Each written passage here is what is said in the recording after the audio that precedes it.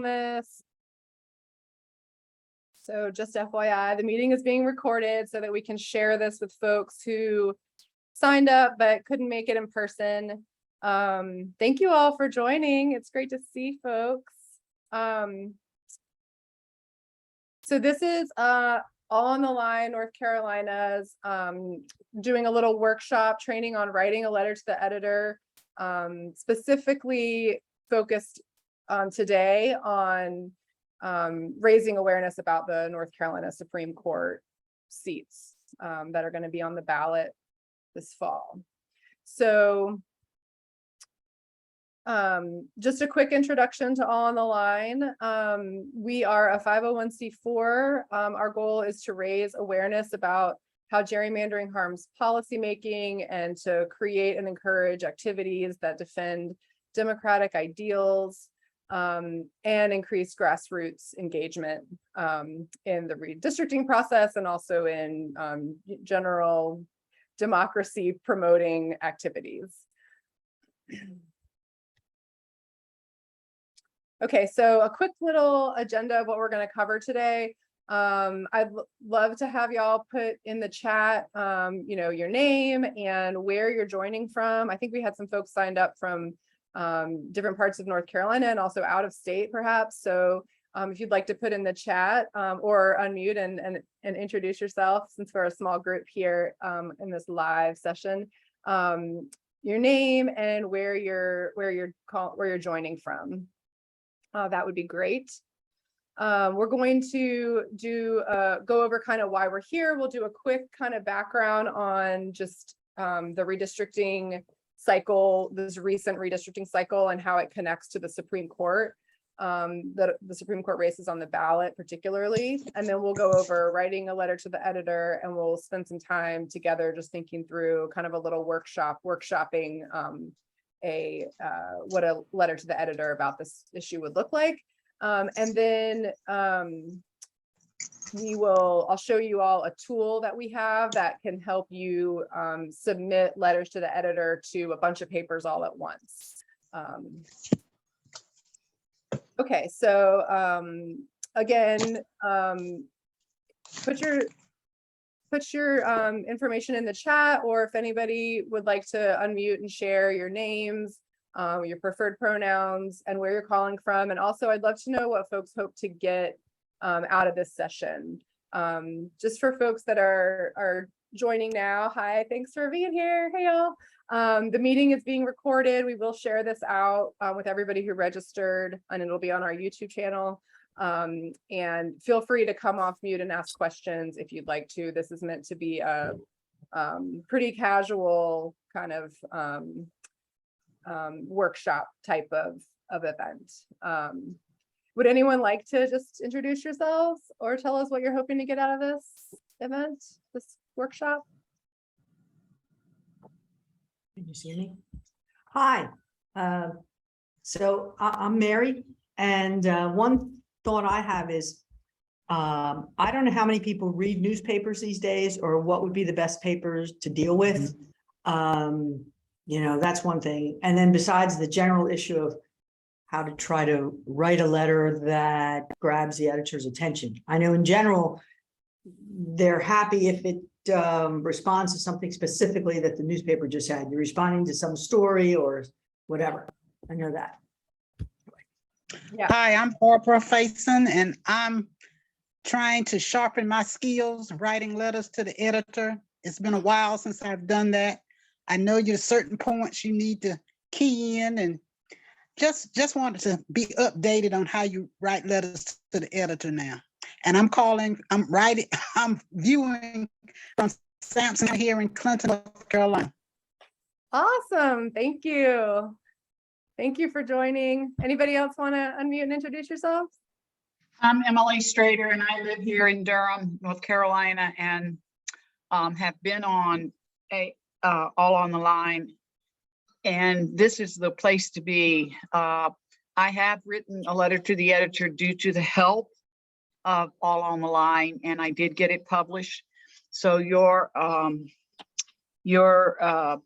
the document that you had, or the item that you have that you share, where you can write a letter and it can get published in different letters. But I'm pretty much in Barbara Fason's on her team. I'm trying to learn, and I know there's certain things that work and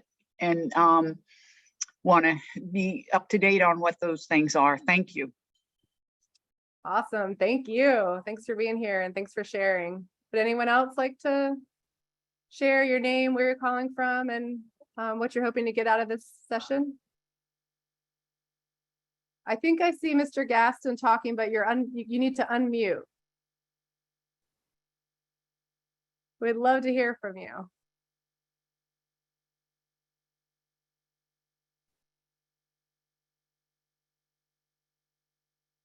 I'll give you a sec. I know it might be hard on the phone. Okay. There you go. Okay.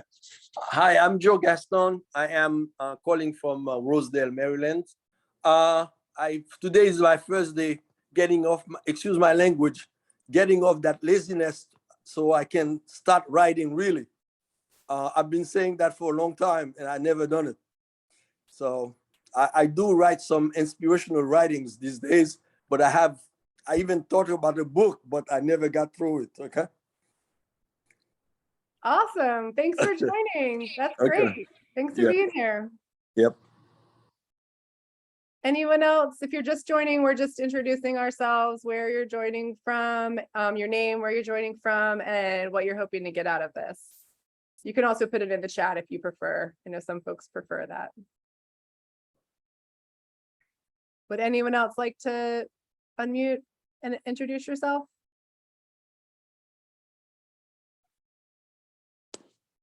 Okay. Well, please, if you haven't introduced yourself, please feel free to put it in the chat. I see some great engagement in the chat. Just hoping to get some ideas for letters to the editor content, and we're gonna do that. Hopefully we'll all kind of work together and use each other's wisdom and thoughts to kind of feed off of each other. That's the goal. So let's see, we're gonna talk a little bit about just why we're here, the purpose of these letters to the editor this time around. I know some folks have mentioned that you've written letters with us before, or other letters to the editor. We're specifically talking today about how to raise awareness of the stakes of the North Carolina Supreme Court races and just generally encourage voter participation. One of the things about letters to the editor, someone mentioned, not sure how many people actually read newspapers these days, but actually people do read newspapers, and I would say that there are good reasons to submit letters to the editor, both to the bigger publications that might be in your area. We've got some big, great newspapers in North Carolina, the News and Observer, the Greensboro Record, I think it is. There's a newspaper in the Charlotte Observer. Wilmington has a newspaper, and but also the smaller newspapers. There's a lot of interesting stuff happening, in local news, especially in North Carolina. We've got online outlets, we've got smaller hyper local outlets, and a lot of people do read those, and if you get a LTE published, you can share it on your social media, you can tag on the line, we'll share it out, and also when you do that, if you put something, if you get something published and you put it on your social media, you'll be amazed at how many people will read it. Just having it published in a publication kind of has its own cachet. So we are really wanting to use this vehicle to just raise awareness and make sure that we're encouraging people to vote. Okay, so we're going to do a quick kind of redistricting recap. I know a lot of folks that are here, have been following this. We're not going to get real deep into the redistricting and the details. We're not going to get too in the weeds, but I do want to just kind of remind us of where we are right now and why these Supreme Court races are so important. So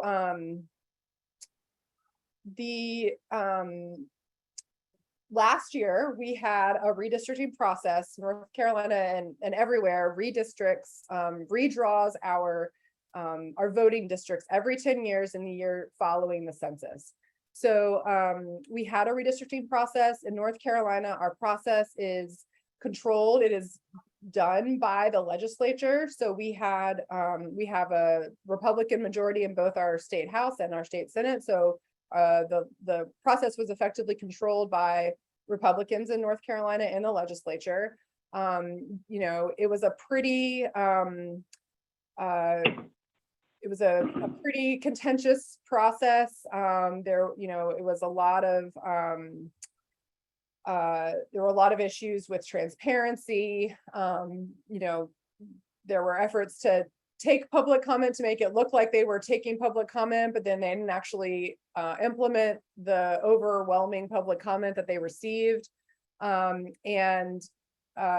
So we had this process where we got maps that for our North Carolina House, our North Carolina Senate, and then our congressional districts that were they passed the maps in late 2021.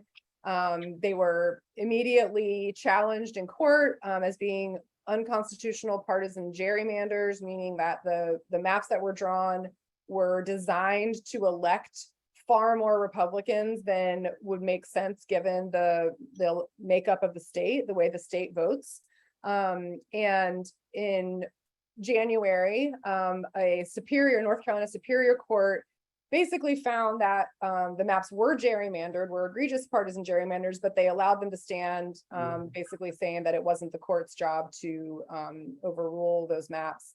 The case went to the North Carolina Supreme Court, which found that the maps were unconstitutional partisan gerrymanders, that they violated North Carolinians' constitutional rights, including our rights to free speech, to free assembly, and to free elections. So because the governor can't veto the maps in North Carolina, the courts are really the only check on redistricting, on making sure that we have districts that are fair, that are going to give us, you know, that allow us to have, allow voters to have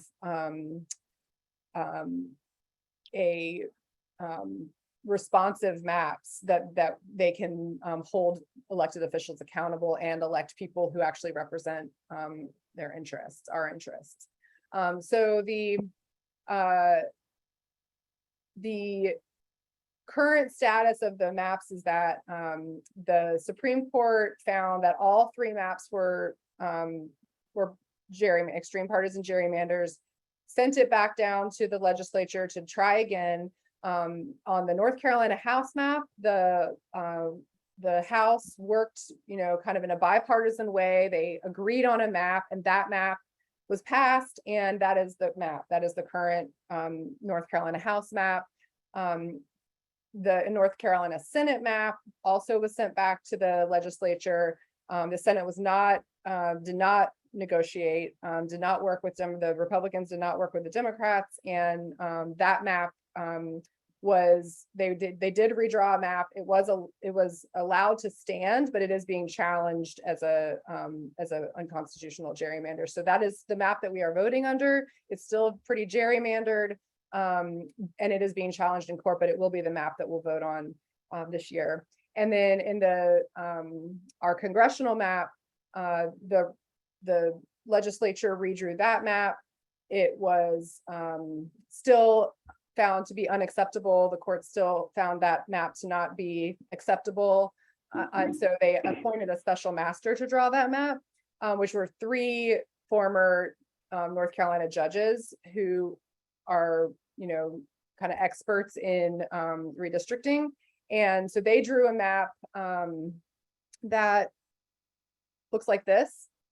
This is a very map that is really pretty fair and reflective of the state. You know, the initial map that had been drawn would have definitely elected 10 Republicans at least, and 3 or 4 Democrats. There was one seat that was maybe competitive. And this map is much more reflective of North Carolina as a whole. But this is a interim map because it was drawn by a special master, not by the legislature. It could be redrawn. And so the makeup of the Supreme Court will be really important in terms of making sure that whatever map is redrawn is fair and is constitutional. So that's just a little kind of overview of where we are with redistricting specifically and what's at stake with in terms of redistricting and gerrymandering in North Carolina for the Supreme Court elections. Does anybody have, are there any questions about any of that, or anything that folks are wondering or curious about just on that little bit? Okay, so oh, sorry. Did anyone have a question?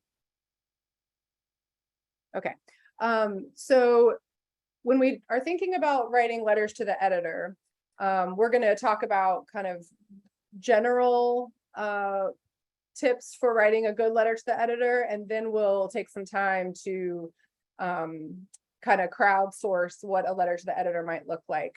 You can certainly expand beyond, you know, whatever your knowledge is of the Supreme Court races and what's at stake and for other issues. It's not just redistricting that will, you know, be affected by who's elected to the Supreme Court. There are other voting rights issues. We've just had a case there was an opinion out of the North Carolina Supreme Court related to the voter ID. We are likely to have, you know, the Supreme Court has made rulings on public education funding. We're likely to have, they are likely to hear cases after the election, you know, depending on what the makeup of the legislature is. They could hear things about, you know, immigration, guns, abortion access, you know, all kinds of things. So we really want to just make sure that people understand that, but because we're all on the line and we focus on these democracy and redistricting issues, that's kind of what we're focused on that for this. Okay, so a quick kind of letter to the editor 101. So a letter to the editor is very short, about 200 to 250 words, a message to a local news publication that just shares your opinion on an issue. It typically might include a call to action for your, you know, either for your elected officials or for your community members, but kind of the purpose is to spur people to action or ask people to engage in some way. And they're really important because they just contribute to the zeitgeist. They let elected officials and other community members know kind of what you care about and what you think about a topic. Who reads letters to the editor? This is sort of a question that I heard during the introductions, but members of the local community absolutely read letters to the editor. Definitely elected officials read letters to the editor, including candidates for public office, and people in your network who, you know, you might not talk to every day, but if they see that your name in the paper, or if you share it with them via email or social media, they're going to see what you think about this issue, and that is likely to influence them as well. We don't always realize how much influence we have as individuals just by sharing our opinions with you know, our community.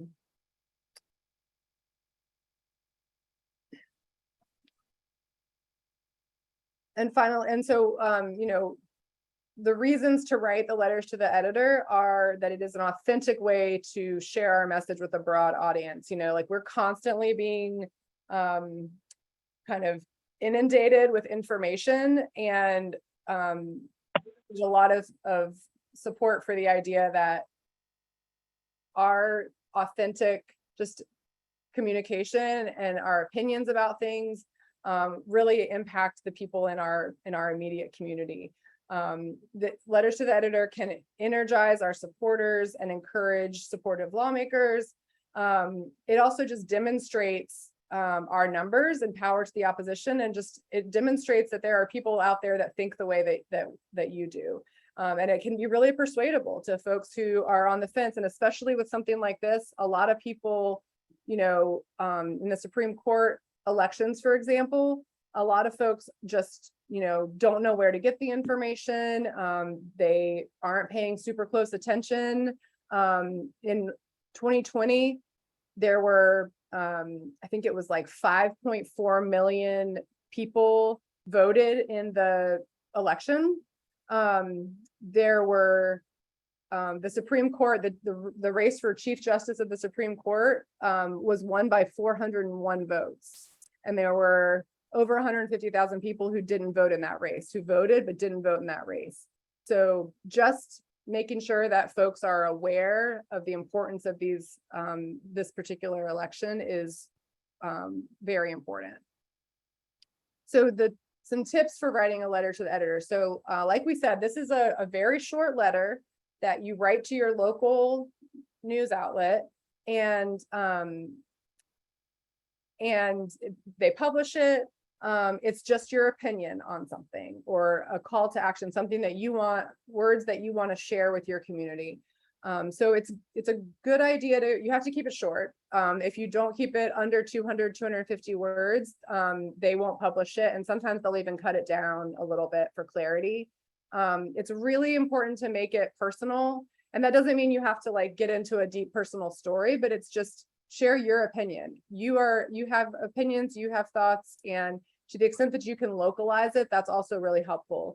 You don't want to get into wonky policy details. So we don't probably want to get into like, the history that we just went through of, the redistricting process or anything. You want it to be very top level and use powerful language, what you want people to do, include a call to action. So in this case, it's probably going to be something like, make sure that you research, who's on the ballot and vote in every race, or vote in the Supreme Court elections, and take the time to check for proper grammar and spelling before you hit send on these. This is a example of one of the letters that we had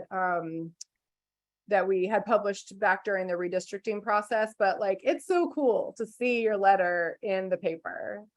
Even though it feels like papers are sort of like, on the way out, it's awesome when you see them in print. And they really do get read, and often they will also go online. They'll be published online as well. So there's actually a lot of eyeballs that see these letters. I want to switch gears now and show y'all the tool that we have. I'm going to put the link to the tool in the chat. If you're welcome to go check it out. And I'll also include it in a follow-up email along with the recording. And I'm just Bree, yeah. Before you switch gears, so one other tip specifically for the News and Observer, I had submitted mine as an open letter to Senators Burr and Tillis, and they won't let you do that. So they took my letter, but they just stripped that part out. Mm-hmm. I can't find it online, so I'm gonna put it in the chat the way that I originally wrote it, and just know that they changed it to not be addressed to any specific individual, but great. Folks can use it to get some ideas. That's a great tip. And also that's good to know that, I think it's important to know that if it's not, there's some small thing about it that's like against their rules, it doesn't mean that they'll automatically reject it. I think that the thing to remember is that newspapers like engagement, and they want letters to the editor. They want to publish things that show how their community is feeling about something. So thanks, Karen, and thanks for putting that in the chat. That's awesome.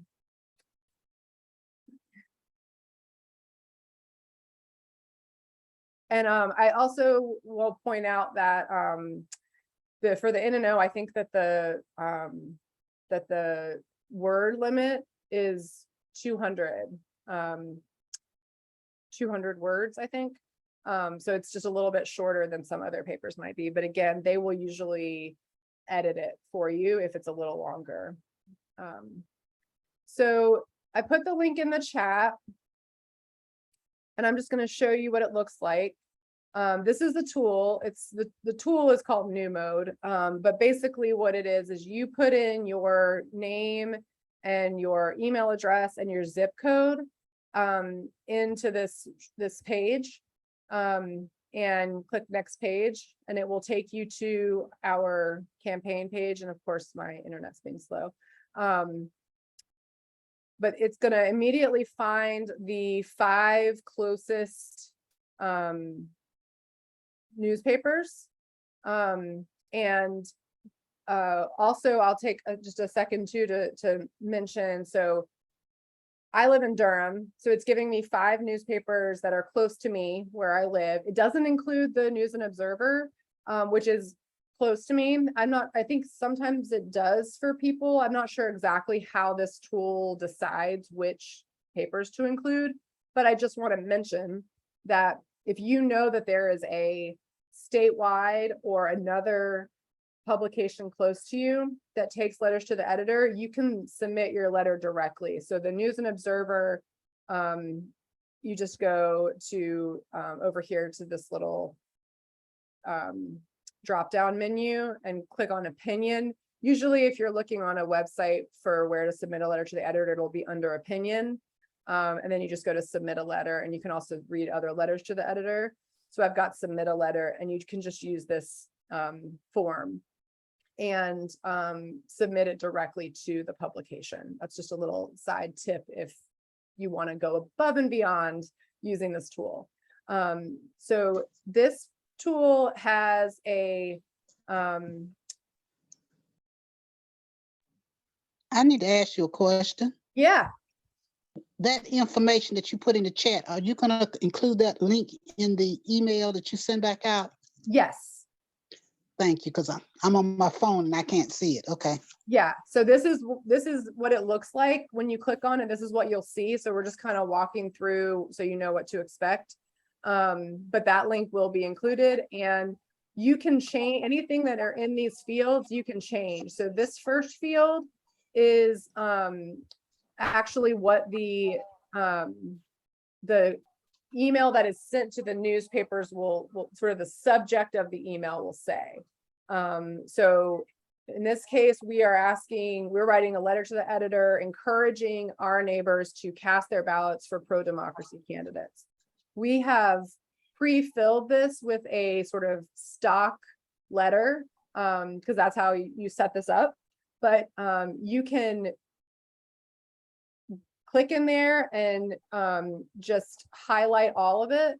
If you click in here and you just use your cursor to highlight it, you can highlight the whole thing. If you click either go to edit and click copy, you can copy that. You can cut the whole thing out, or you can, what I like to do is copy that and put it over here in whatever Word document whatever either a Word document or a Google Doc, and you can just copy and paste it. So I'm going to paste this stock letter down here in case there's language that I want to pull. But this is what the letter that is preloaded into New Mode says. It's these 3 paragraphs, and you can submit this letter as is, but we really suggest making it your own. So you can use none of this language, you can use part of it, whatever works for you, but I just wanted to show you how to do that. So you can just copy and paste it. So I'm gonna select all, and if I delete it, I've got 300 words to write whatever letter I want here. And then your name will be automatically added, your email address will be added. So say I copy and paste it into a Word doc or another document so that I can edit. I'm gonna edit it. We'll do a little bit of a brainstorm here in a minute. But I'm just showing you kind of how it works. Then you can copy and paste it back in, or you can write it directly into this box. And then, yep. So we aren't able to copy and paste from the chat to a Word doc, correct? You might not be able to. No, we can. It says select all, but then once you select all, you don't get the option to paste. And this letter to the editor that the lady just posted to vote yes for the People Act is really a good example, it sure would be nice to have access to that. Okay, I'm gonna, You can have it, Bree. It's obviously a dated example because that legislation is long gone. yeah, But you can certainly use it. I'll email it to you, Bree. Karen will email it to me, and what I will do, y'all, is add it into this document here that we're gonna work on. I'll add Karen's language. Okay. And then I'll share it out in an email after so that you'll have her language too. And we're gonna come up with some of our, well, we'll also kind of brainstorm some other language that folks might want to use, and I will share this document with everyone as well. Does that sound good? Great. Thanks so much. So thanks, Karen, for emailing me that. Sure. Okay, so just to close the loop on this, once you have put your letter into this box, all you do is click submit to my papers, and it's actually gonna, the tool will actually send it to me, and I'll check and make sure that that everything looks good. And then I'll approve it, and it'll get sent directly to the newspapers. You can also copy and paste it into, if you are going to do it sort of individually to any specific additional outlets, you can copy and paste it there as well. Does that make sense to everybody? Okay.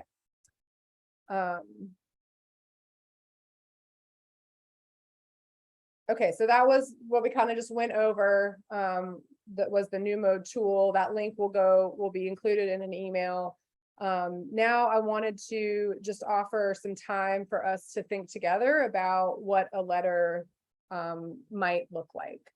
And again, we will share this document with everybody who's here and everybody who signed up, so that everyone can have access to some brainstorm language. So let's see, I'm just checking the chat really quick. So I see a question in the chat. The letter should go to the local NC papers. Is that right? Yes. So the new mode tool that I just showed y'all will find the 5 papers closest to you and automatically send your letter to the editor of those papers. If you, again, know of other outlets, sometimes smaller outlets or bigger outlets don't show up for some reason. And I would say that the smaller the outlet, the better. Like if you have a neighborhood newsletter or something like that, that takes letters to the editor, it's totally worth it. Because those are the things, those hyper local outlets really get read. In addition to the larger outlets where you'll get a lot more eyeballs. So it's worth submitting everywhere you can think of. Hey, Tara, I see your hand. What's up? Okay, I wondered if it's okay to have the same letter published in multiple papers. Yeah, absolutely. Okay. Are you asking specifically about, like, is it good do we want to change the language on the sample letter, or should you submit the same letter to multiple papers? Well, first off, I'm asking, is it okay to submit the same letter to multiple papers? Yes, totally. And is it better if you change the language? I think that it's probably more likely to get published if you change the language. I would say if you're writing a letter with your own spin, your own kind of language, you can totally submit that to multiple publications and not change the language. I think that's totally fine. When we kind of came up with this draft language, it's pretty generic, but I think it's it's what a voter in North Carolina like me would say. So I think it's better, the more you can change the language and make it sort of personalized from you, the more likely it is to get published. Okay, thank you. Yeah. So do folks want to kind of think about, like, my idea for this was just to come up with like a few ideas for like an opening sentence, a few ideas for kind of the middle part of the letter, and a few ideas for the closing that we might consider to help folks kind of think about what you'd want to say. So does anyone have an idea for? Yes, Emily. So the vote that's coming up, oh, that's the 2020 race that you say here for Chief Justice. And this is the Supreme Court operation that did not declare the maps were unconstitutional, correct? Right. So the current Supreme Court, which is 7 members, and there are currently 4 Democrats and 3 Republicans on the Supreme Court. Our current Supreme Court is the court that declared the extreme partisan gerrymandered maps were unconstitutional. And 2 of those seats are up for election this time. So both of the seats that are up for election are currently held by Democrats. One of them is retiring. So there are 2 people running for that seat. And then another one, there's Justice Ervin is running for re-election, and then there's a Republican running for that seat as well.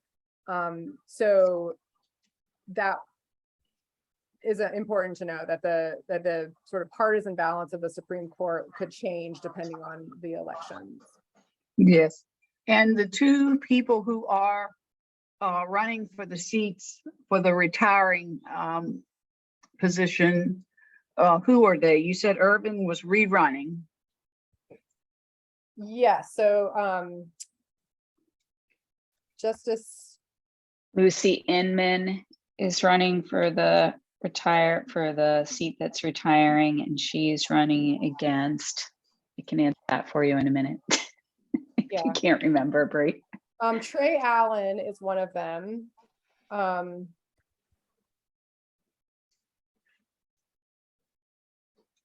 Are any Democrats running? Yeah, so Justice Yeah. Ervin is a Democrat, and he's running against Trey Allen. I think he's running against Trey Allen. I always do that. And then Judge Lucy Inman is the Democrat running against, I'm drawing a blank on the Republican candidate's last name. Are you looking for it, Karen? I'll put it in the chat here in just a minute. Yeah. And Tara, what's your question? I don't have another one. I'm sorry. Okay. I just saw I saw your hand again.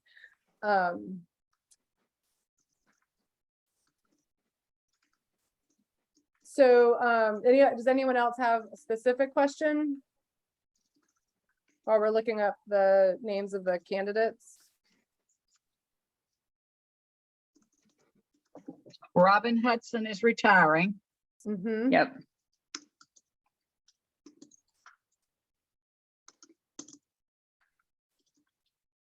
Richard Dyke. And then Richard Dietz, and then Sam Ervin, and Trey Allen.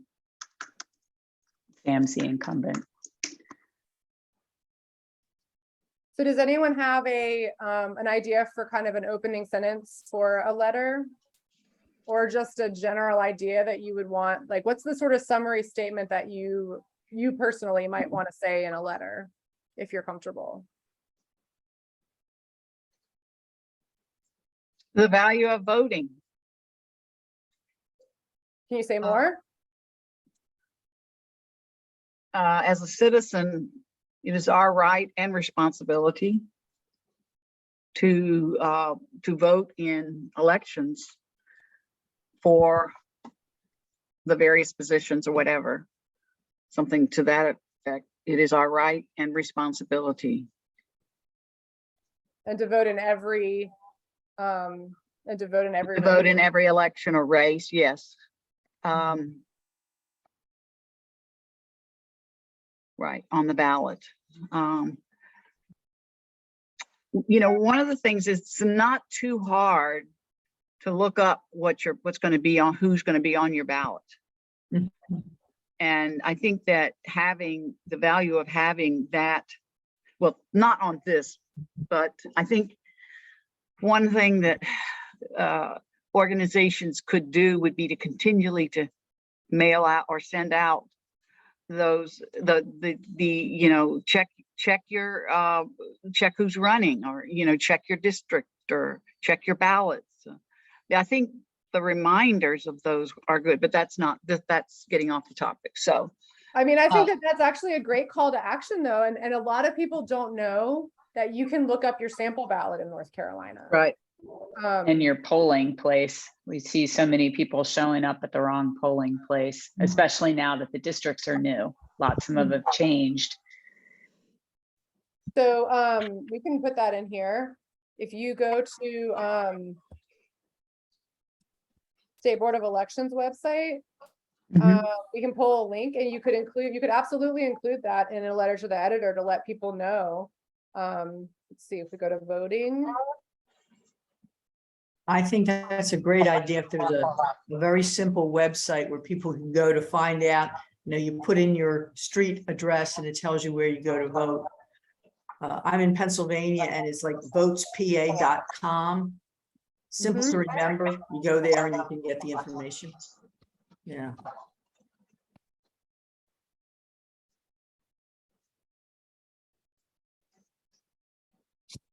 We have, I think this is really important because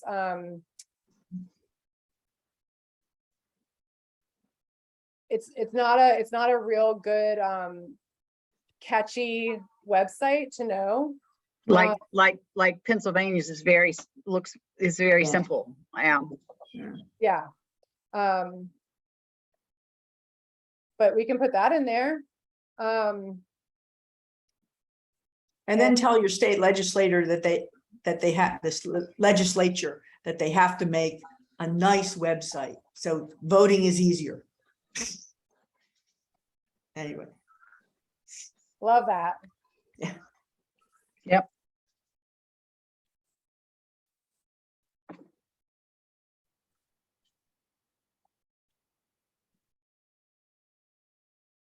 Okay. Let's think about, so I think this is good. I mean, this is just like one sentence per, but you've got the beginnings of a great letter to the editor here. As a citizen, it is our right and responsibility to vote in every election and to vote every race on the ballot. Can anyone come up with like one or two sentences about why this is important, or what you would say to sort of support that statement? I don't know if you want a joke, but there is the old line: if you did not vote, you have no right to complain. I don't know if you want to put a joke in there, but I think that's great. Yeah. Of course, we all know we can still complain, but yeah. but you're right. If you know, voting is how you make your voice heard. And if they, you know, there are a lot of folks out there who are trying to make it hard to vote, and they wouldn't do that if your vote didn't matter. I think you can say things like that. Your votes matter.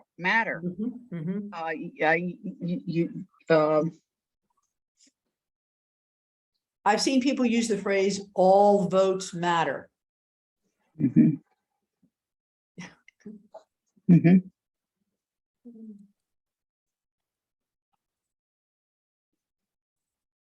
There are forces or people.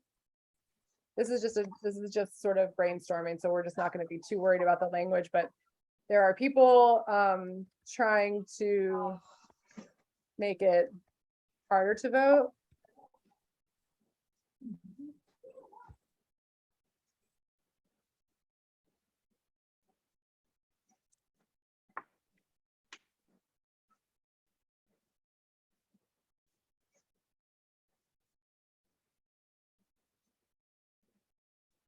Any other thoughts or ideas that we might want to include in a letter to the editor? Okay, so are we talking about specifically what's the next ballot? You know, we finished with the midterm, and when is the next date to vote, and when would we vote for those Supreme Court? This- So, Good. so maybe this is another one, this is sort of a different, maybe a different letter, but, to say, you know, there are Supreme Court races, on the ballot this year in the midterm.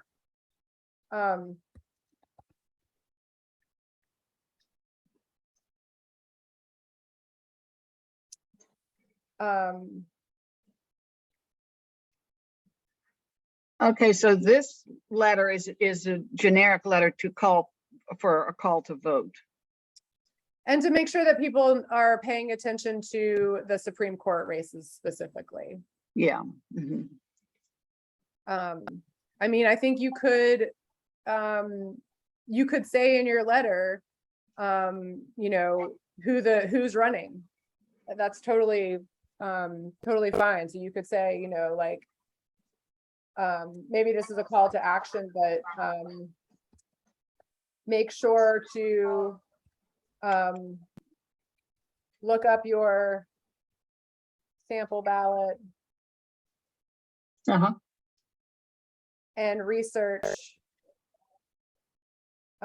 every candidate,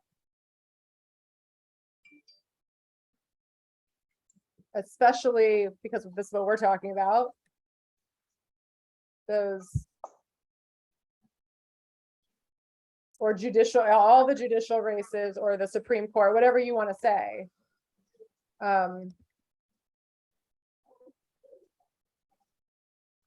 Yeah. It's important to know who you're voting for.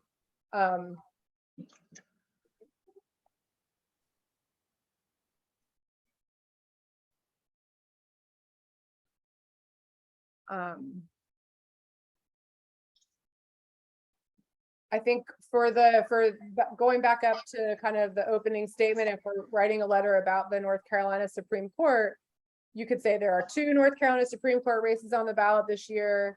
You could say who the candidates are. We'll just copy and paste.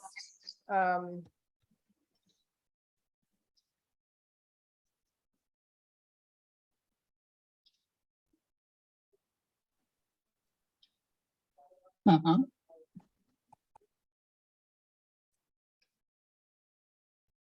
Like how I always.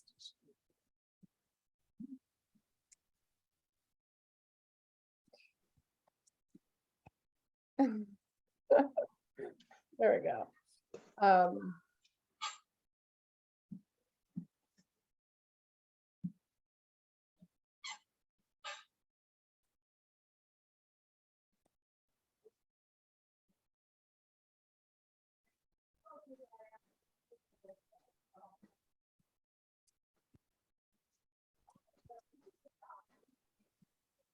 Just letting people know the outcome, you know, might be important, that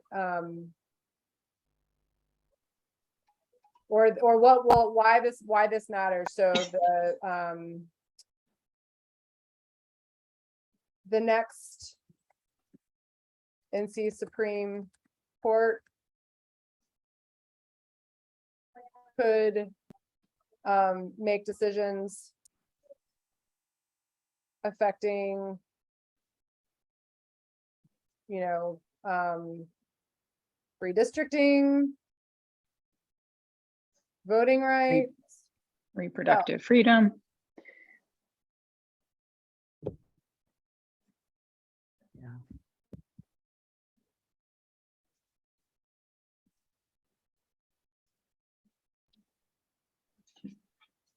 Yeah, should we not put a cap on the date, like the next time the upcoming statewide general election is November the 8th?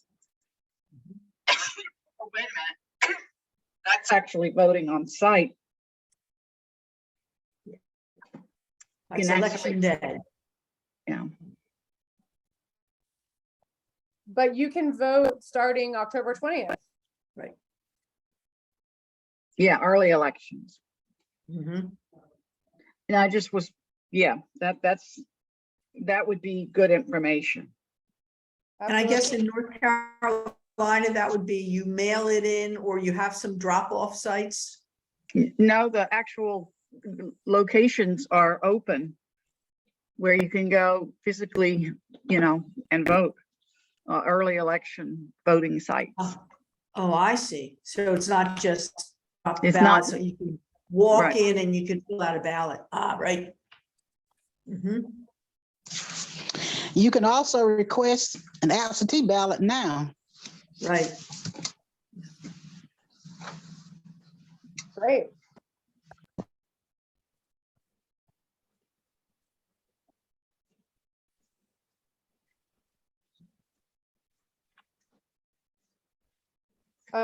And maybe just letting people know that the North Carolina Board of Elections website is the place for all of this information. And the Right. website is actually pretty good, like Yeah, you have to navigate it a little bit, but it's really clear and it's all there. I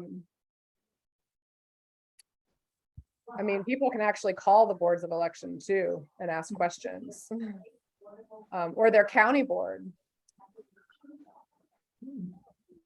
I mean, that would be an interesting thing to do especially if you're in a smaller area, like where you're submitting letters to a more local publication, to let folks know that they can call their local board of election for any questions about where to go vote, how to vote, when to vote.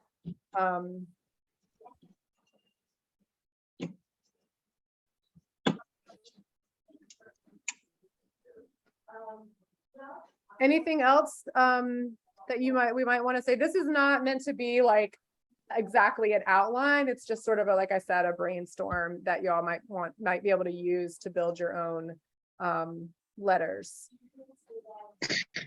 There are some counties that have early voting sites open on Sundays. Mhm. That's right. In some counties. Mhm. We just happen to be a county that folks work 6 days a week, and we have one Yeah. Sunday that's open. Only one Sunday that's open? Only one Sunday that's open. Oh, Well, you really got to get the word out about that, right? That's Yeah. right. Oh, yeah.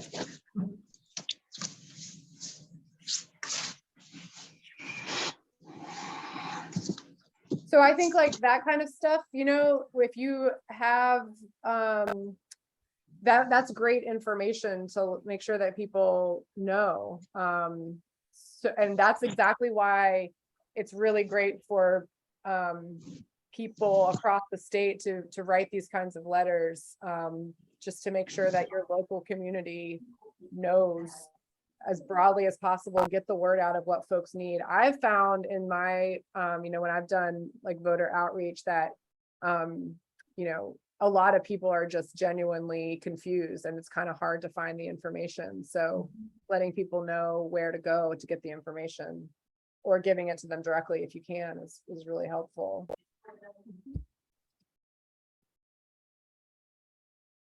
So I guess what I'm saying too is if you're writing to if you have a local paper in a small town, look up those dates and where you can vote, and you can say, voting is open on Sunday and this is the early voting site in this county. That's a great idea. Thanks, Barbara. Any other ideas or thoughts that folks might want to think about as they're writing letters?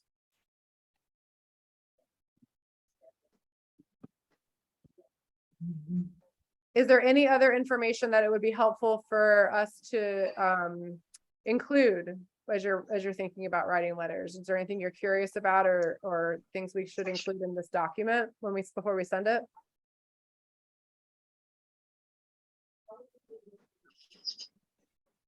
Okay.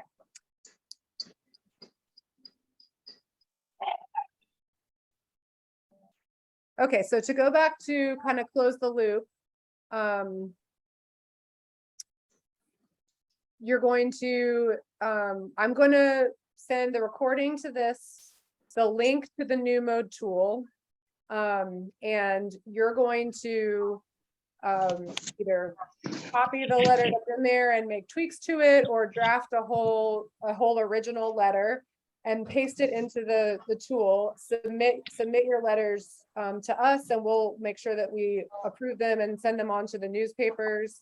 And all you have to do is just sign into new mode, put the letter in that little box and click submit. It's really easy. If you have any questions, you're welcome to email me as well. I'll get that email out probably later today or first thing in the morning with the follow-up information. And if you do get a letter submitted, if you do get a letter published, we'd love to know about it and amplify it. So if you get it published and you can take a picture of it in the actual paper and send it to us, we'll tweet that out from our All on the Line account. Or if you post it on social media, we're on Facebook and Twitter as All on the Line North Carolina. We'll amplify it that way. And definitely encourage you to share it with even just, your friends and family. If you get a letter published, share it with your network, post it on social media. It's a great way to get just, more exposure for this really important issue. Tara got a hand up. What was that? Tara has a hand up. Tara, do you have your hand up again, or is it just from before? I think it was up Yeah. Okay. from before. Yes, I actually just wanted to say that people need 2 witnesses for an absentee ballot. Whoa, whoa. Can you say more about that? That's all I know. I just, my friend just got his absentee ballot in the mail, and that's what it says on it. That's at least in Guilford County. I don't know about other places. You can get a notary to do it and you won't need the 2 witnesses. I have to say, I'd be tempted to walk into the nearest church or police station and say, can I have 2 people signing the witness? Right. And I'll tell you, that is voting restriction. 2 signatures? That's Yep. crazy. That's fascism. I'm a notary. I'm a notary, so I get people to come by with their ballots all the time. So That's great. Yeah. Yeah, so you can do a great service that way. Yeah. yeah, and the notary has to do it free. Yeah, cool. That's good to know. Yeah. Now, is that in North Carolina? That's very good to Yes, know. that's in North Carolina.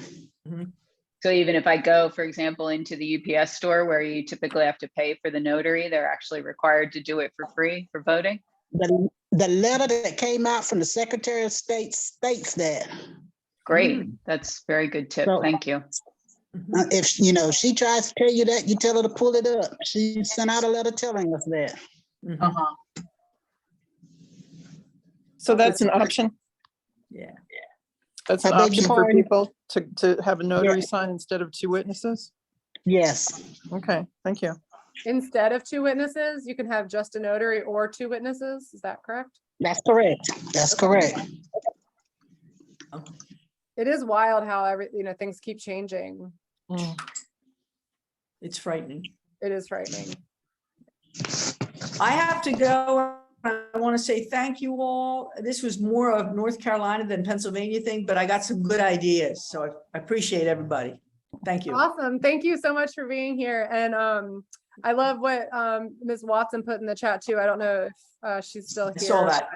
Yeah, that was great. A critical thing for voter is when it comes to your ballot is to know that everyone on the ballot has an impact on our lives. So know who you're voting for.